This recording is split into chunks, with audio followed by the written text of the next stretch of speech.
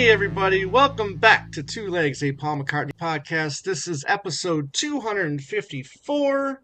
We're still going, we're going strong, we're plowing through. My name's Tom Hunyadi. You may know me from my other show, Talk More Talk, a solo Beatles video cast. And I am joined by my regular co-host, and hopefully for a lot longer. He's been here for, almost 5 years now? 4 years?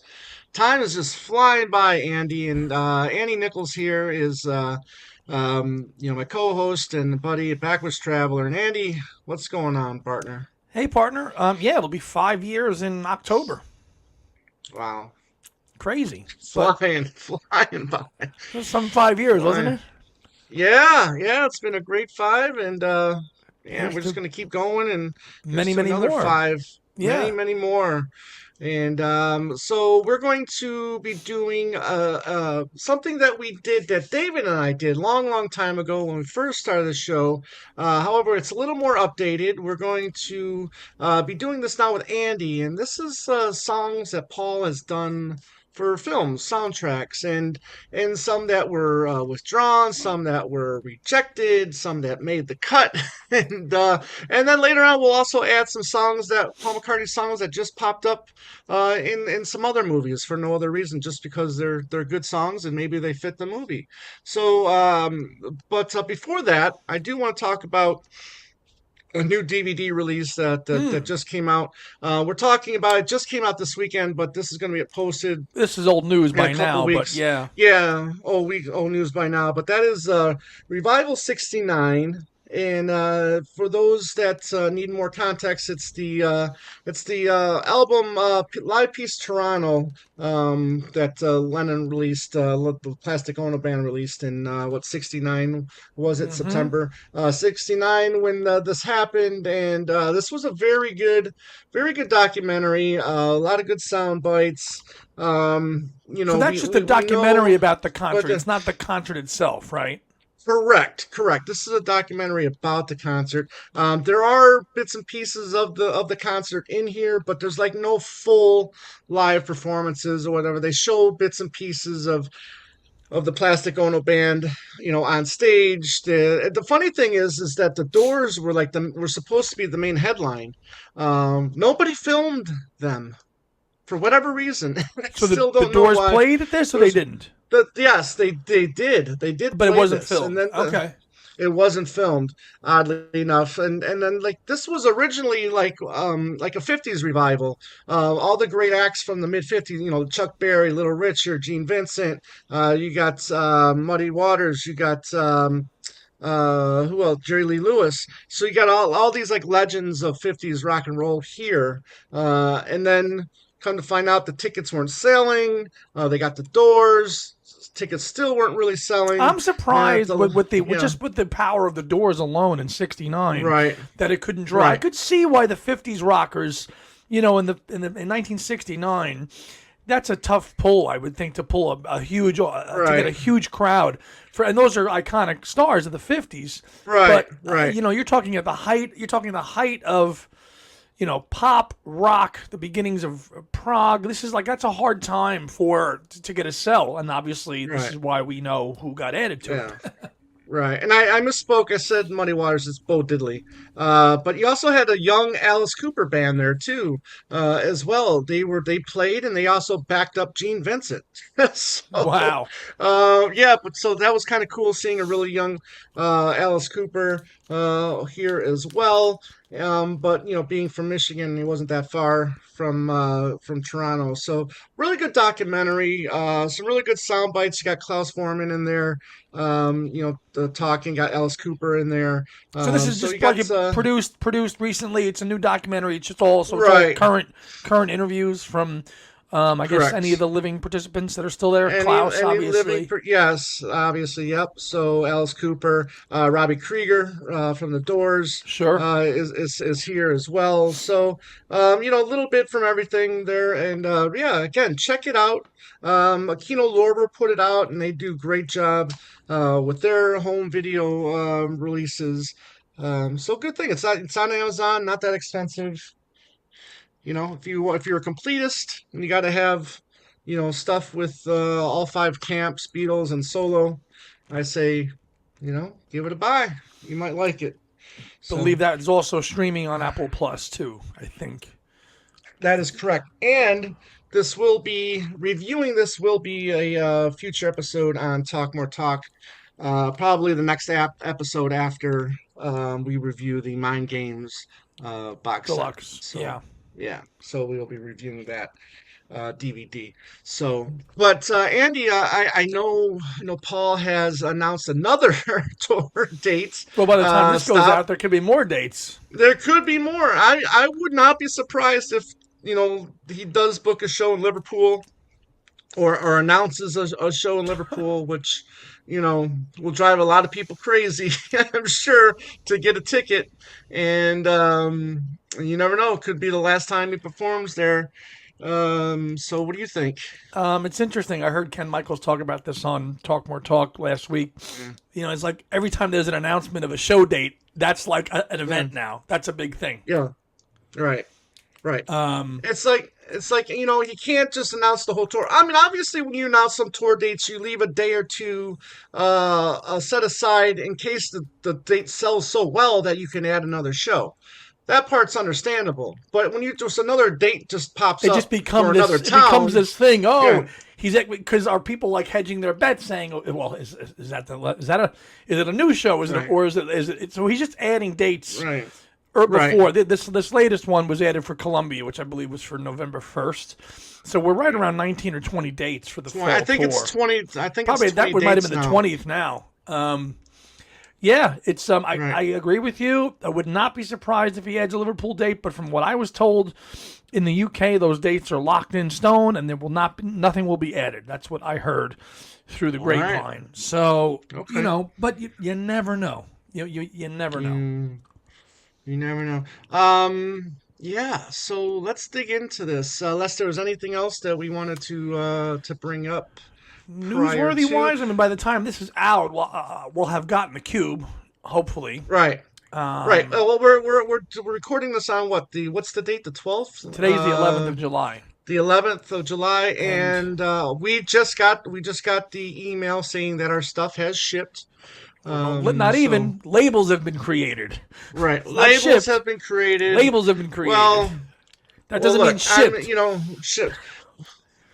It should It's mean shipping. shipped. Mine's shipping from Michigan. I'm in Michigan, so You're good. hopefully, You're golden. yeah, You're golden. yes, You'll have it yes, tomorrow. You should. yeah. I hope so. You I should. really hope so. But Because some of the time, I don't want to go to a store and get the two CD edition just to just to have listen something to. like you did with Yeah, one hand I want the clapping. yeah No. clapping right. No. You want release day. You Yeah, want that sucker to arrive on exactly, your doorstep exactly. tomorrow. So by the time this is dropping, episode 254, Mind Games will have been out for about a week. So there may or may not be a video unboxing on our channel. If there is, go check it out. If there's Right. not, we'll do something about it after. Yeah, we got Chicago, We'll get and together with the hopefully, Queen, and we'll check out right. that record store that she keeps telling us about, which looks fantastic. Yeah, And by the time have this a good drops, time. the fest stuff will really be probably ramping up, because we're a month, Yes, as of recording yes, now, we're a month away. By the time this drops, we're yeah. going to be less than a month. So Usually yeah, it's about what a week before the events when we finally get the schedule. or less, or less. Sometimes it's like 5 days, Yeah, and then finally it comes out. right. Right, Um, which is, kind of shitty, but it is what it is. Happy to be Just, there, and you're first happy to one in be there. Chicago, and you will have a Yes. blast. Oh, I can't wait. I can't wait. Literally I know you looking had a forward blast to at it. TWA, especially on Sunday, but the Chicago I is did. great I did. because you don't have to worry about going anywhere. You're just there. Yeah. Plenty of places to eat, go out. And it's not. There's no crazy rules about remember the rules about food and you couldn't have outside stuff at Yeah. TWA. Then none of that exists. There is So DoorDashers annoying. and Uber Eats drivers in and out of that hotel. Every time I go, it's like nonstop. So, yeah, I hope some of you out there will be making it to Chicago this year to see Tom and I, and just to go to the fest. Really, I think it's another notch under our belt to go and we're fortunate enough to go there and be a part of it, and talk and have panels, and we're going to do all that good stuff. And the merch is the merch. If you see something great, but to me, that's not what it's about anymore. It's about Right. being there. and connecting and meeting people. Yeah, true. Julie Rosso, Mal's daughter, will Yeah. be there. Gary will not be Yes. there, and I talked to her. Maybe we can even do something with her, That would be briefly. great. That would You be know. great. She's a wonderful woman. Wonderful Mm-hmm. woman.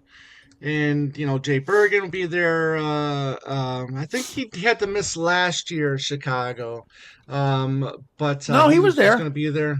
Was he that He okay? Because I he know he was had to there miss last one year. of them. Yeah, I know he had to miss one of them. But anyways, we got to meet him in New York earlier this year. That was fantastic. Looking forward Yep. to seeing him again.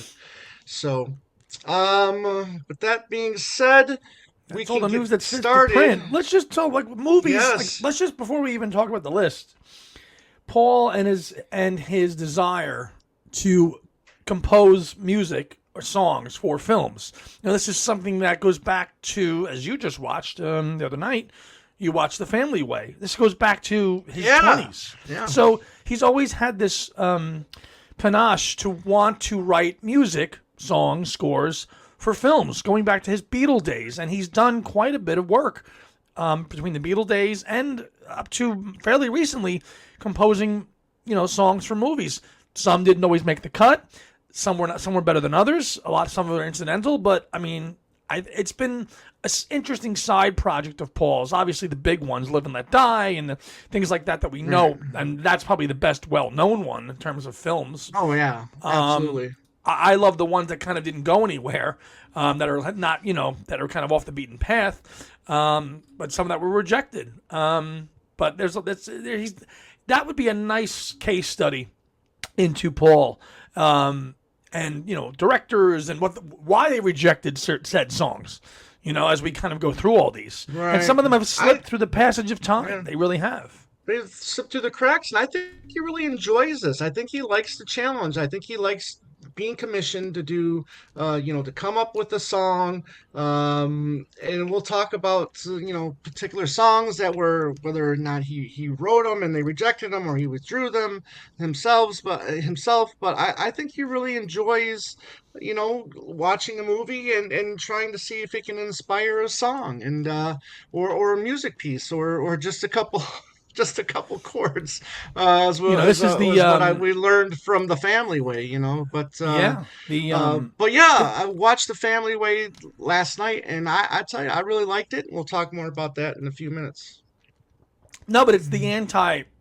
This is the like Paul likes being asked to write tailored, to be Hmm. writing a song tailored to a subject, Right, right? This right, is this right. is the plot. I need you to write a song about this. This is something that's right up Paul's alley. Okay, guy meets girl, girl meets guy, they fall in love. We need a song, right? This is the anti-Lennon songwriting, and he was always very vocal about that. John always used to call it craftsmanship. There's that great quote of him saying, I think it's from one of his last interviews. If you say I need a song about this, he goes, I can do it. It's called craftsmanship. He goes, I can do it, but I don't enjoy it. Paul, this is Paul's wheelhouse. Paul thrives off of this stuff. Give me here's the plot. It's about a banker. He meets a wife, and they have 5 kids, and there's issues. And Paul's like, okay, everything, light bulbs are going off. I've got songs, I've got ideas, I've got structures, and this is what Paul does. It's just an interesting take between the two of them, but it's something Paul, I think, has done with varying degrees of success very well. And I really wish that some of these directors took them up on some of these songs that were rejected on this list here, because when you look at them, I mean, how many rejected, and I mean, 4 or 5 of these songs were rejected. Right. Yeah. And they're Yeah. classics. They're classic McCartney pieces of work. Songs, Right. not even like Yeah. incidental music. I mean, we'll get through it, but I mean, like, Exactly. Rob Reiner, Meathead, what are you doing rejecting Once Upon a Long Ago for The Princess Bride? I'm gonna be Archie here. That was a Meathead move. Come on. Yeah, I think it's pretty much well known that he rejected 2 songs, and yeah. Yep. Anyways, But yeah, go yeah. ahead. Start. So, the Family Way is where it all starts, right? Family Way is where it starts in '66. Now, if you have a free Blu-ray player, or you live in Region B, which is like Europe, whatever, you can get The Family Way on Blu-ray. And this is also special for us because it also has like an 11-minute special feature featuring our friend Chip Mattinger, who talks a little bit Oh, about, it's called The McCartney Way Composing the Soundtrack, interview with Chip Mattinger. So he gives a little insight to Paul's involvement with the soundtrack, which it's not a lot.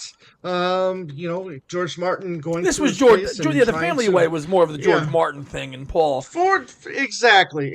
I mean, George does get a credit, Yeah, okay, as a conductor or whatnot, but it's really like it says featuring, the box will say featuring the music of Paul McCartney here, and actually, and then a plus, it says here on the soundtrack, music composed by right. Paul And that's going to McCartney. be that's always going to be So a big draw. And right, that's from right. 2015. And Tom, that This vinyl, I is remember getting that. this was the record store day 2015, which was my Remember that? first Is that record that store day. Veraband, Yeah, Cerebes, or whatever label, whatever it is? I always butcher that name. I What's the think it was label? Decca though. No, Okay, but let me the reissue. Have a look at that, will oh, you, the real quick? reissue. Yeah, I'm gonna have I a think look. it's Okay. yeah, Yeah, it's yeah, varies. Yeah, yeah. That's right. I thought that's who did that one. Yeah, and again, yeah. more of a collecting So. piece. It's not a piece of music that you're going to play often, but it's Paul's first foray, into Foray. something Yes. outside of the Beatles, while still with the Right. Beatles, which was pretty significant at the time. Right. So the main piece that he would have done was Love in the it's open called air. Love in the Open Air, which was released as a single. Twas. Originally not on the LP, but now with this reissue, it is on the LP. The single I haven't got yet, but I have seen a Japanese copy of it. Mm. Hopefully one day I'll find a version of that. But yeah, George Martin goes to Paul because Paul's slacking a little bit, gets a few bars or notes or whatever from Paul, and then George takes it and runs with it, and does the rest of the work. Lennon is there, present. He also does contribute a little bit as well. Chip mentions, but it is more of a Paul Oh yeah, type thing. So, I do love that bit so in the anthology when they, right. because this the Family Way and Paul's work on the Family Way was done during the break, right between the end of touring Right, and going into the right. studio for Strawberry Fields Forever and Penny Lane. Lennon's off filming How I Won the War. Right, and I love that. There's You know, Neil, just they're going, oh, John was here, and Ringo went to go see him, and yeah, George went to India, and Neil mm, goes, what right. was Paul doing? And then it cuts, and then in Doing, the yeah, anthology cuts through, yeah. it cuts to the film. Yeah. Yeah. Right. Which I gotta tell you, film I really, like I said, I really enjoyed. Haley Mills is a cutie. She's adorable in this film, and it's she gets married. It's funny because they're living with the husband's parents, paper thin walls, and he's he gets worried and all this stuff, and all of a sudden he can't perform his husbandly duties, as they say in the movie, and let's just say the marriage is not really a marriage just yet. Oh, So okay. until later on, you can't consummate the marriage until later on, which is the whole town knows about it, and it's this whole big thing. And I really enjoyed this movie. So if you haven't seen it yet, check it out. And maybe you like it. Very British, so very controversial for 66, 67. It was a TV. One of the special features on here is the original TV version as well, an hour long version of the play or whatever in Mm. TV form. So very good. So that was Paul's first foray into the movies. Or as in, writing music outside of the Beatles, and Chip did describe this as the first solo Beatles project. Okay, Yeah, so and it was. mhm. It was. Yeah, Next yeah. up, one of his better Next songs. up, one of his better songs. Now he wrote it. He did not. Well, he did perform it, but this is the song he gave to Badfinger, which made Badfinger, and that is "Come and Get It" Come and get for the it, film baby. for that's right, for the film The Magic Christian. People will note that this is the film that Ringo needed to do after January of '69. After it was the Magic Christian. So that's why he didn't want to go. That's why he needed to get done with all the recording or whatnot by And this the is end where of January, because then he had to rush. Yeah, go he had ahead. to go do the film, and this is where, Right, the Get Back, Let It Be story is intertwined, right? Because Twickenham Studios was right, booked for the Magic Christian, so that's why correct, it kind of went correct. hand in hand with this project. I've never seen Right. the film, to be honest with you. Yeah, I own the film. It's not a bad little film. The song, I don't know if it really fits the film, but it is available on Blu-ray. You can get it if you want to, and I say check it out if you are a completist. Like I said, you want to get it. Now I do have the soundtrack, which does again featuring it says featuring Paul McCartney on the front of the album as well. So, Paul, and it was a hit too, right? I think it was a top five hit here in the States and in the UK. Big, So, yeah, that's the song that really made Badfinger. right. Yes, exactly. Exactly. All right. So, moving along to 1971, and thanks to the guys at McCartney Legacy, we learned that Paul was asked to do a song for a movie called Another The Raging Moon. And the song that he was thinking about giving them was Another Day. And now, if you see The Raging Moon, which again I have, I really enjoy that as well. There's this line, so sad, sometimes you feel so sad, alone in an apartment she dwells, which you can tell it does kind of fit the part of the movie. Malcolm McDowell, he plays a soccer player or football, and he gets injured. He has to go to his assisting living facility. He meets a woman, falls in love, and so on. So, but good movie. Paul does withdraw the song from the film. Just he ends up not liking the film, Mm. which is too bad because I think Another Day would have fit nicely into this film.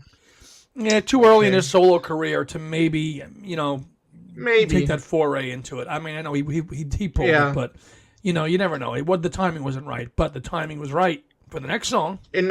Timing was very right in 1973 as we got Live and Let Die, and there's a great Hmm. chapter in the McCartney Legacy Great chapter. live and let die. You can learn about that.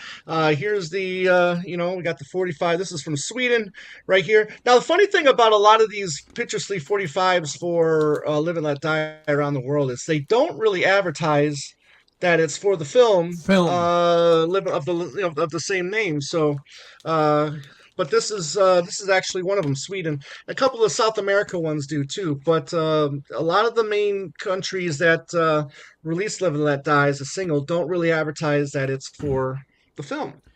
One of the Oddly great things to enough. take out of the So, Legacy book too is that how Adrian and Alan right, just debunked the myth about the song and the exactly, director and all that, and the George right, Martin tale of right, not being there, and right, they debunked that myth, pretty right. accurately. I when I watch Live and Let Die, to me, it's not the strongest Bond film in the series. However, when that piano starts, and you're watching, it is. I think personally, after seeing all of the Bond films, it is one of the best. It's got to be a top three Bond song, "Live and Let Die," in my opinion. You're familiar with the film? Have you seen "Live and Let Die"? Sure, once or twice. I'm not the biggest Bond guy. I'm not a big James Okay, Bond, but I have seen the movie. right. I think obviously this song and Carly Simon's "The Spy Who Loved Me." I think, Well, Spy, yeah, yeah, nobody does it better. yeah, come on, And that's for damn your, good. yeah, That's for good. your, That's a good song too. that's a great song. For your eyes only, I think is a fantastic track as well. So yeah, I think it's definitely top three, uh, top five It's. I mean, of Bond when you songs. think about Paul McCartney and film songs, "Live and Let Die" is going to be that song. Of all Yeah, the other songs exactly. that actually have had success, and we've got a couple on the list here. One later on in '85, which was really good, but I mean, and it was a good hit for him. But I mean, living nothing, any of the film work that he's done for Right, specifically songs written for movies will have the lasting right. impact that "Live and Let Die" has. Never. Right. That's So this does get nominated for the Academy Award for song for a film. yep. Loses out to Barbara Streisand, I think, and Paul Williams. Um, for the way we were, I want to say. I don't remember at the moment. So, but anyways, so yeah, Live and Let Die, And an then we got a amazing, couple of amazing, we got a yeah, couple of rejections here, yeah. coming up here later in the '70s, kind of. Although one was in it, but not really. And Right, um, exactly. So in 1978, we get a film called Same Time Next Year, which stars Ellen Burstyn of The Exorcist fame and Alan Alda Alan of Alda, right? MASH, Yeah, yeah, of MASH fame. Now, he does write a song called Same Time Next Year. As you know, you can find this on the CD single and the 12-inch single of of Put It Put It There. Put There. It There. Yeah, so you can find this track is available to find, and obviously you can listen to it on YouTube as Right, but well. it did get an official Yeah. release, but not until 12 years later. Yes, correct. So the song does get rejected. I think the reason was it gave too much of the plot away. Um, so which though, I mean, if you're doing a, I don't know, if you're doing a good song for a movie, some of the plot which should be given away. Maybe you should know a little bit about it, but not necessarily. But apparently it just gave too much of plot away, I and producers director didn't like that. So That's a song that actually, when you listen to it, you're like, wow, he really made this for a movie. The right, song is very heavily orchestrated. I think it was the first right. song that Juber worked on when he joined It Wings. was the first. It was the So first song worked on during that era. right, That so mock of it's got Wings. Yeah, lavish, lush production to it. It sounds bombastic. It sounds like it could be for a movie. right. Maybe rolling over the credits at the end. I'm sorry that they didn't use it. It's been always it's been one of my favorite songs of his from some Oh, of the really? oh sure Okay. of like the Yeah. of the deeper stuff that, I mean, like the cold Right. cuts material, which is what this really ends Right. up going on. Same Time Next Year has been a favorite vocal of mine of his for a long time. So yeah, this is one that I think should have been used, even over the credits. Just used over the Right. credits. Yeah. Haven't seen the movie. If anybody's seen the movie out there, let No. us know what you think of the film. Now the I was next trying to one, look up. Yeah, the next one is you is think really weird. But it's go ahead. Go ahead. no, it's like the Ramones, okay? Rock and Roll High Right. School. Which is okay. That's the Ramones. It's late '70s. It's punk. This is what they're doing. Like, this is their image. And then you got a kind of like a lilting, waltzy type song called "Did We Did we Meet meet here? Somewhere? Did we meet somewhere Yeah, we meet before?" here And you're before. like, Right. how the hell does this song work in this film? But it is played briefly over No, at the well, it's intro, played right? twice. It's played twice in the film. Twice. Odd. You get a longer part of the song during the opening credits, okay, and then you get a shorter snippet in the middle towards the end of the film Yeah, as like well. Ramones. It's like the Ramones, like rock, rock, Yeah, rock, it rock and roll, high sticks out. school, and then we get that. Sticks out like a sore thumb in the film.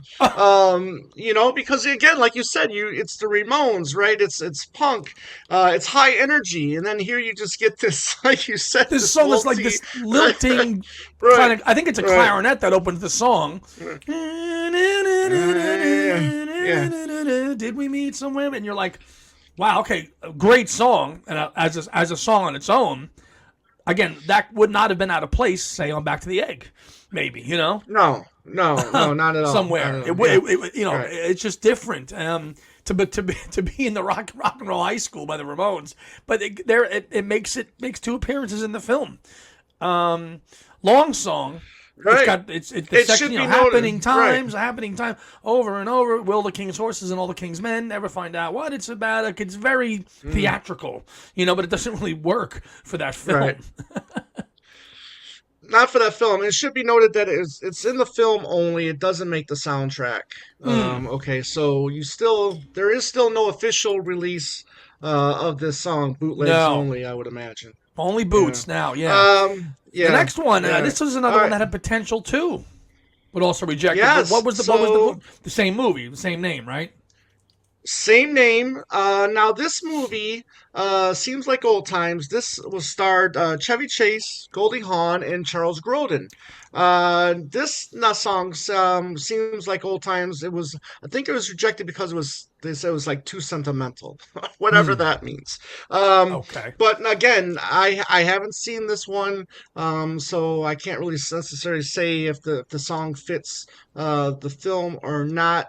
But it's like really weird because he's been involved in several Chevy Chase films, and we'll get to a couple more later on. Hmm. But yeah, but this one gets rejected. 1980. It seems like old times. Now this is another track that I haven't heard in some time, so I got to get a little bit Oh. more familiar with So there's this there's two track. different versions You of it. There's a whistling okay? piano. There's one where he whistles through it for a while, and then the song starts proper, and then there's like a regular piano demo. Strong. I think it's a Right. strong lyric. Could Mm, use a little bit. It could use a little work. I'm not surprised they rejected it, but this mm, could have been one of those like half songs, right, where half the song becomes another part of right. another song. I think that's what this could have been. Half of it's good, the melody is good, and the first couple lyrics are good. The other day I met someone I had known in another Mm, lifetime. Old puzzle pieces that lost without a trace fell into place in my life. So mm. it needed some work. So I'm not surprised that they scrapped it, but it was a good germ of an idea. I just wish he came back to it. Hmm. Okay. All right. Next up is 1983. Now this is This is just a UK only uh thing, right? well, no, I mean the film was released everywhere. The single was released in, I believe, only in the UK. Now this is for a film called The Honorary Council. Now The Honorary Council was a film starring Michael Caine, Richard Gere, and Bob Hoskins. And here's the 45 right here, Oh, which okay, just all right. features. Yeah. Now this was written by Paul McCartney. He does do a demo version, but it is performed by John Williams. And no, not that John Williams. It's the classical guitarist, John Not Williams. Star Wars Indiana Jones, John Not Williams. not the goat composer, but it's the classical guitarist, John Williams. Now this is a nice little piece. Now I did watch the trailer for this film earlier today, and his music is playing through the trailer, and it is a nice guitar bit. I really like the sound of this single. I think John Williams performs masterfully on the single. So check it out if you I haven't seen the movie yet. If you have, No. let us know what you thought or think. Okay. Next up is, I didn't know if I was going to include this or not, just because we all know we've talked about it, a million times, and that's the Broad Street soundtrack, right? You got your No More Lonely Nights. You turn this This into a was Broad Street everywhere. episode now if you go down this Yeah, hole. yeah, we're not doing that. We're not doing that. But obviously, we know that the soundtrack, the 45 or whatever. So, we've talked about that 100 times. So we're just gonna skip over Broad Street now. So The next let's just, I film. mean, just, No More Well, go Lonely ahead. Nights, Go ahead. just say like how Yeah, No More Lonely Nights really is the centerpiece for the film, right? That's the centerpiece song for the yeah, film. It could be like it's bookended by it. I think it's written for the film. It's one of the best parts of the film towards the end when he's just walking around Broad Street. I mean, right. obviously it's got its cringy parts in it, but we love it anyway. So they love songs and those makeup and hair. It's not great, but I mean, talk about the end of the film when he's just at Broad Street Station walking around looking at the buildings. I mean that is iconic and classic Paul McCartney through and through. And now it was for his own film and it was one hell of a song. But I mean, talks about movie songs. I mean, that's like I would put that on Live and Let Die level personally. Fair enough. I would. It's that because Yeah, that's yeah. not for cinematic reasons. Although the cinematic thing is No, part of it, but as a song, yeah. it works so well and it complements that scene in the movie so well. Yes, I'm comparing No More Lonely Nights to Live and Let Die. Oh well, Ed. I know I have a supporter No, from Ed look. Crawford. So Right. No, look, I mean, I think that this could be his best song of the 80s. I mean, for me, for a lot of people, I mean, it could be his last masterpiece of a single. Top 10 hit from both sides of the pond. This is a fantastic song. Does it fit the movie? Maybe, maybe not. but it is a fantastic song. I love it, and when I listen to it, I really don't even think about the movie. I No. just concentrate on the song Hmm. and how perfect and how near perfect of a song. Obviously, we know about the Gilmore effect on the song, but And what it's I love about his fantastic. story about the song, if you watch the documentary from the South Bank show in Right. '84, in So, '84, we'll have to do that for one of our interview series the South. shows soon. That's a great look Yeah. into Yeah. Paul during the Right. really late Boom, '83. boom, boom, boom, boom, boom, Right. boom, boom, boom. Yeah. Yeah. The germ of the whole idea of the song, the movie, Right. all came from a bass line on his Right. bass guitar. Dun, dun, dun, dun, dun, dun, dun, dun, dun, dun, dun, Mm, dun, dun. It came from yeah. that. The whole germ of the whole idea came from the little bass notes. And there's that great scene of him and George Martin just hammering it away on the piano Yes. in Right. different keys. Dun, dun, dun, dun, dun, dun, Kind of like the Get Back, kind of like dun, the dun, Get dun, Back dun. thing.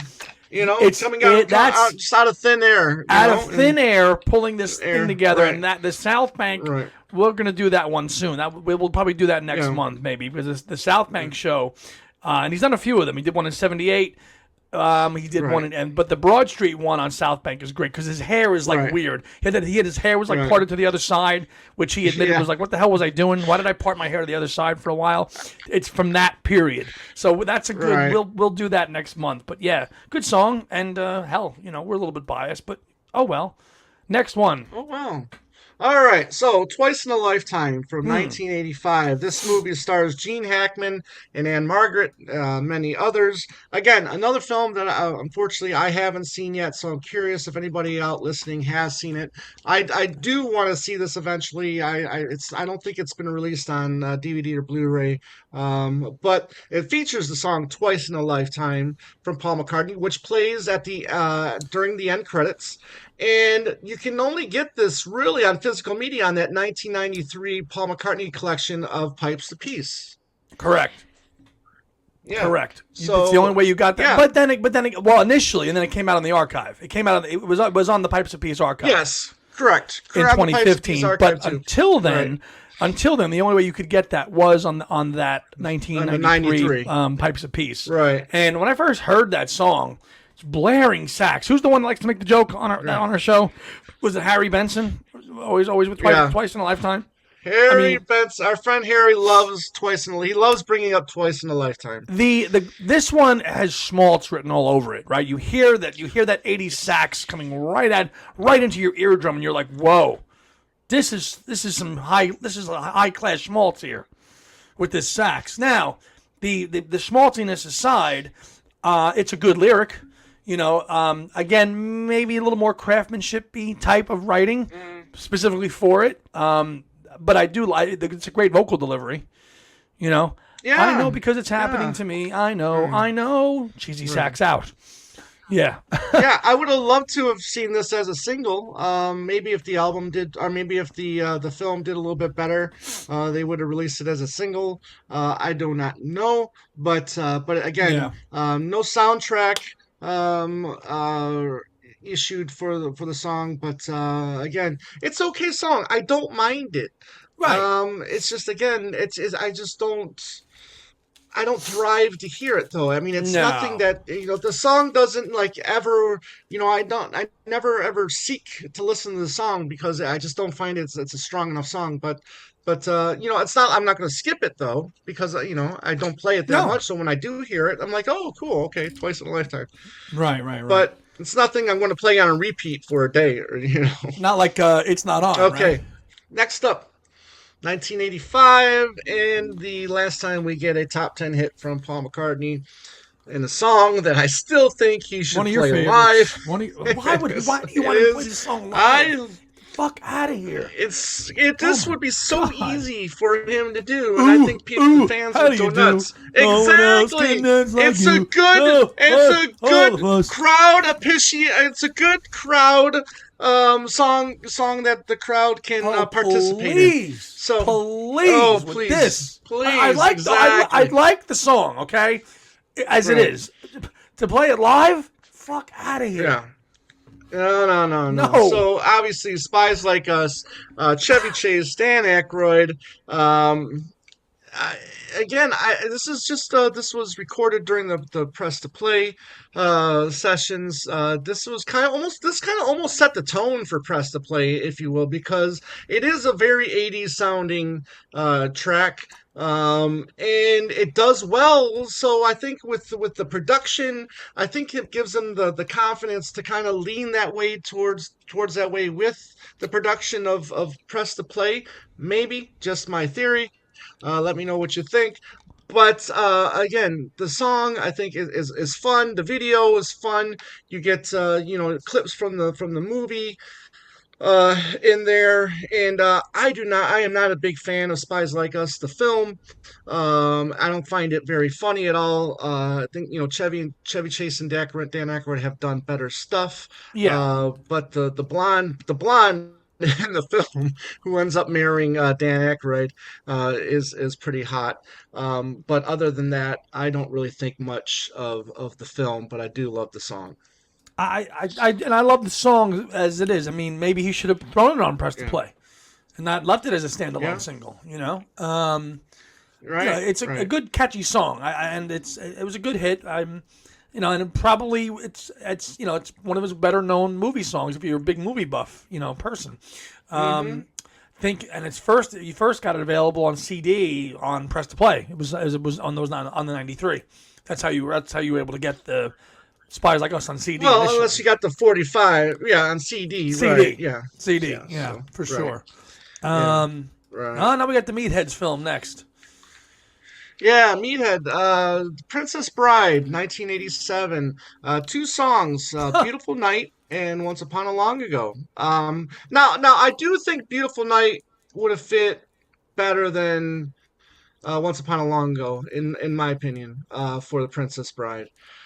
Um, Once Upon a Long Ago, maybe, but again, with him rejecting these songs, um, and then I think he ends up going with the guy from Dire Straits, whose name I'm Mark Knopfler. Mark Knopfler. Yeah, Knopfler to do the music for the film. But when I think about Beautiful Night, I think it would fit. And excuse me here for 1 second as I might sneeze here. Oh, I all don't know, right. so I'm going to hit mute if I do.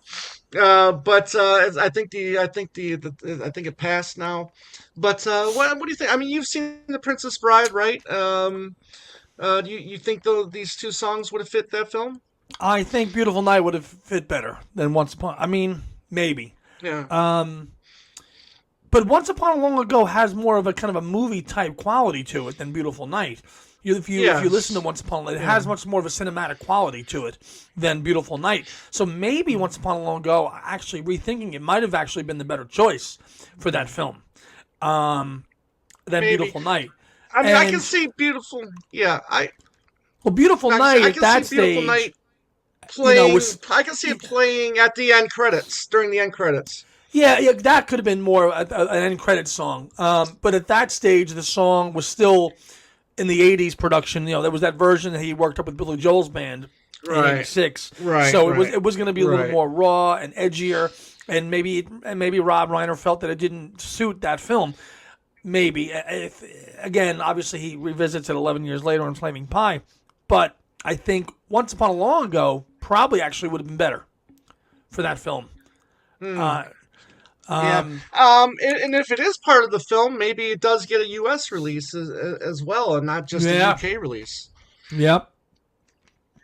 You know. Um, So Next yeah. one's kind of really, Anyways, that the next one's really those two falling off the tracks. radar. Yeah, so Vanilla Sky, for the film Vanilla Sky, which is a remake of a Spanish film called Open Your Eyes, that which also starred the actress whose name I'm um, for Penelope Cruz was no, not Cruz something. But anyways, she starred in the original, and then she starred in the remake with Tom Cruise and Kirk Douglas. Hmm. The film, I think the original is better than this remake, and it's okay. Cameron Diaz, I think, is also in the film.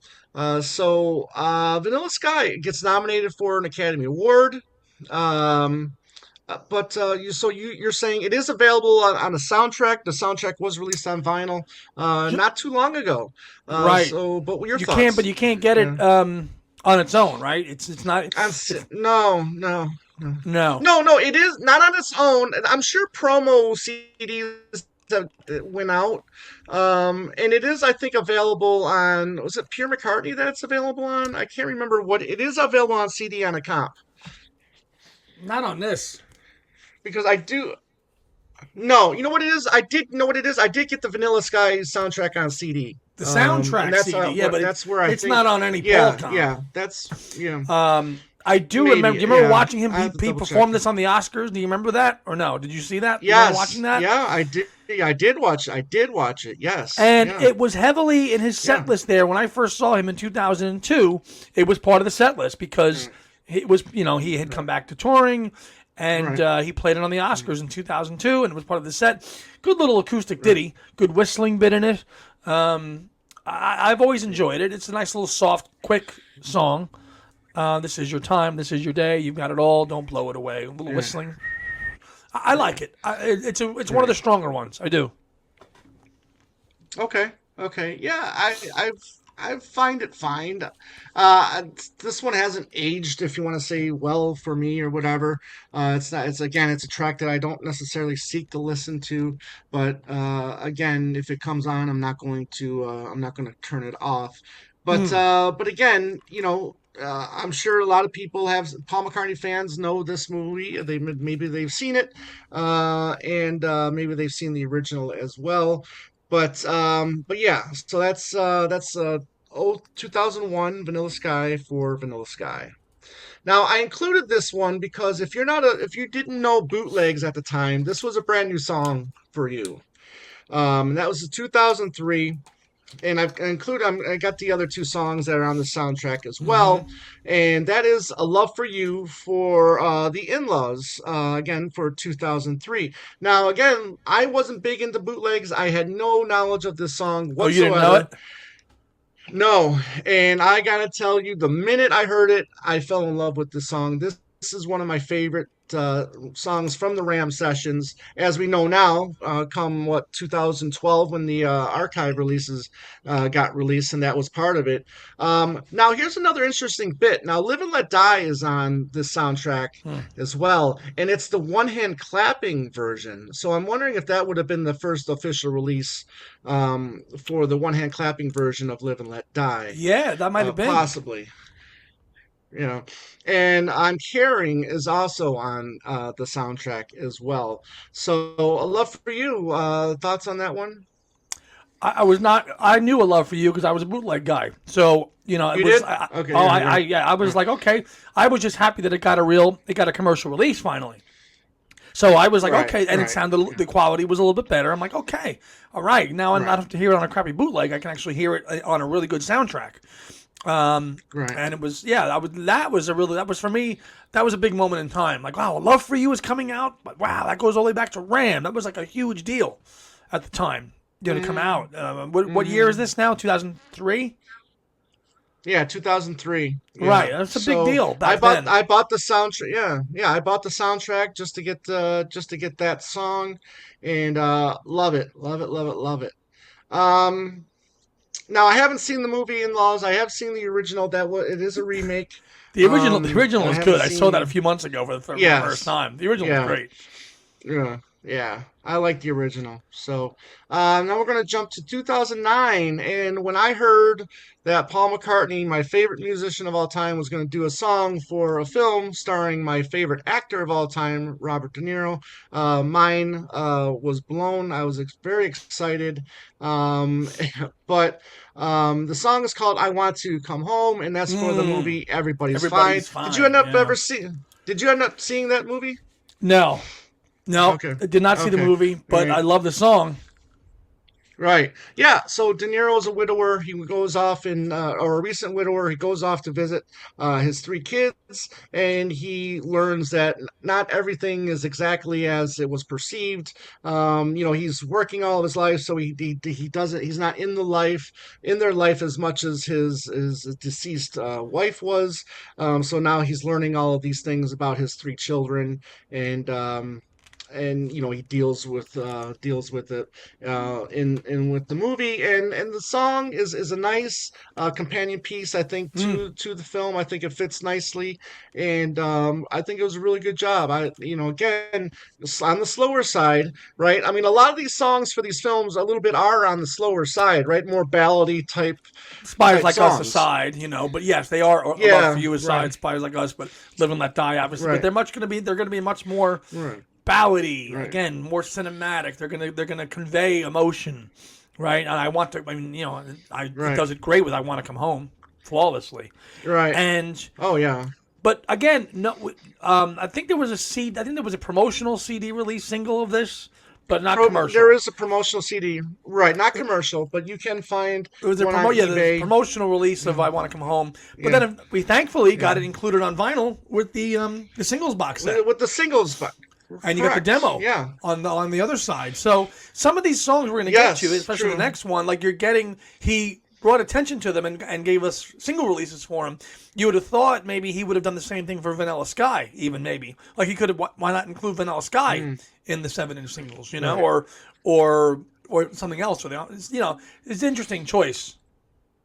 Right. Yeah. Exactly. So the next one that I've completely forgot about is 2012's "Cut Me Some Slack," Mm, which was for the Sound City documentary, David Grohl's Sound City documentary, which is credited to Paul and Nirvana, which became Sirvana, yeah. which is again one of the heavier songs that he has done in recent years, and I love it. He's got the cigar box guitar, fantastic track. I don't really consider it a Nirvana style song. The only real um, anything that's got in common with Nirvana is that it's a heavier song, but other than that, it's really not, in my opinion, Nirvana related, except for the three men playing along with Yeah. Paul. So, but thoughts on "Cut Me Some Slack"? A good little rocker. I like that. I like obviously Grohl. And whenever Grohl and No, Paul jam together, that's great. I like it as a rocker, but mm-mm, it's not one that I come back to often. right Yeah, now, this I that enjoy was it. I available enjoyed. on. Yeah, Yeah, I enjoy it for what it was, yeah. and we got that also on the single inch, so the 7-inch single set, No, I right? don't think we did. I have to. No, I don't think it did. It is on the Sound City soundtrack. Okay. So if you want it on CD or LP, it's there. Okay. And then last on the list is from 2016, and that is "In the Blink of an Eye" for the animated film Ethel and Ernest, which this is on the This singles. this this is on the single. This This is on is the single. the This is singles. okay. My Yes. bad. Yeah. Yeah, that's what I Yeah. was thinking. Which And not cut me again, some slack. This yeah. is yes. You're right. Right. Yeah, this is available. I think it's available on CD, but over in the UK. So you have to do a little digging for this one to get it on CD. But it's a nice little song. I haven't seen the film. If you guys have seen it, let us know in the comments section. But that's a nice little song. I dig it. And I think this Hmm. is the last time he's actually done something for a specific movie. So Yes, yeah. I enjoy it, but So I'm not good going to go stuff. seek it out to go play it. Right, right. Not this one So particularly. No. right. And then just to throw in a few other songs here that he's done, or not that he's done, but songs that people have picked from MPL to be in their movies. You have "Young Boy" that was in the film Father's Day. You Yep. have "Band on the Run" that was in the movies, two movies called "The Killing Fields" and "Boyhood." You got "Sing Along Junk" and "Mama Miss America" and Jerry Maguire, which Those when I were was I had great. no idea. Yeah, go ahead. No, no, go ahead. No, I'm saying those are great additions. When I was at the theater watching that movie, I had no idea whatsoever that couple Paul McCartney songs were going to be in that film. We got Maybe I'm Amazed, which was featured in a movie called An Unmarried Woman, Never which heard is of that a movie. joy, yeah. Then you got a song called Arrow Through Me, which was featured in another Chevy Chase film called Oh Heavenly Dog, which is a nice Never heard of little that film. one I either. remember seeing that in the yeah, I remember seeing that movie in the movie theater. My dad took me to see that movie. You got Let Me Roll It, which was in a recent film called Licorice Pizza by Paul Thomas Anderson, which I liked. You got Live and Let Die was featured in another movie called American Hustle. Another Day was in a movie called 50 First Dates. And then you got New, which was featured in the animated movie Cloudy with a Chance of Meatballs Okay, I too. knew was in that movie. Yeah, Wow, yeah. that I did not know. So yeah, so his songs has appeared in many movies. There's more. Okay, I mean, and there's countless songs countless Beatles songs that have appeared in films, as we know.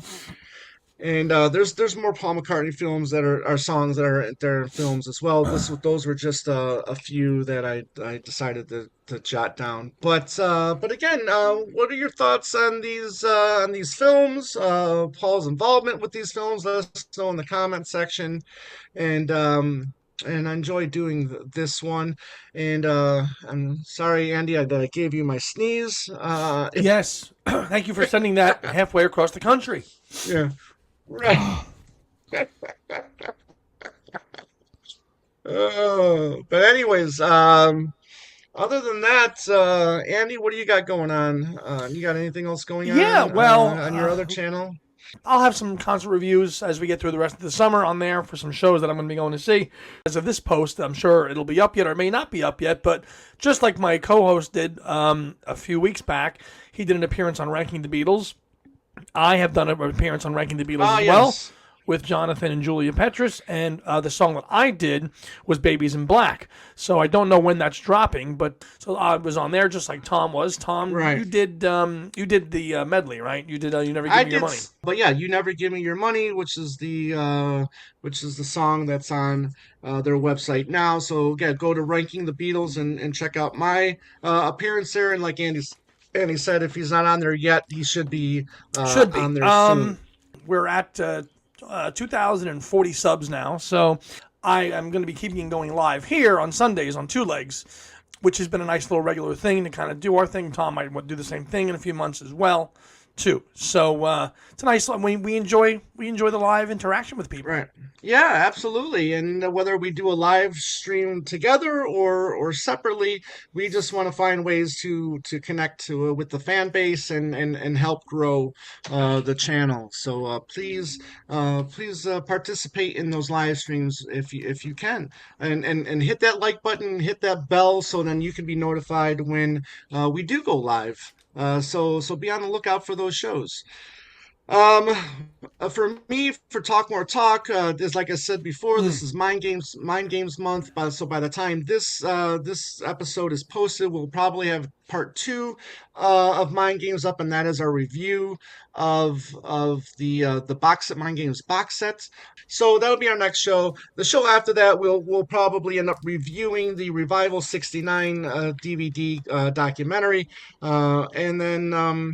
And before we sign off, since we're talking about film, I just do want to acknowledge the passing of Shelley Duvall, Mm. a fantastic actress who played Olive Oil in the Popeye movie, which is a movie that I adore. She was Mrs. Talent in The Shining. She had a lot of great roles in some Robert Altman movies, and fantastic actress. She passed away today at 75, so rest in peace, Shelley Duvall. So, Andy, anything else before we sign off, my friend? That's it, man. It's summer mode. It's Two Legs, and we hope you enjoyed this episode. And Yeah, we'll be back with another one to close out July, and then it'll be fest time before you know it. best time before you know it. So, thank you, Andy. Thank you all for listening and or watching. Post your comments. We'll be back soon, like Andy said. So, as always, have a great day and a beautiful night. Take care. See ya.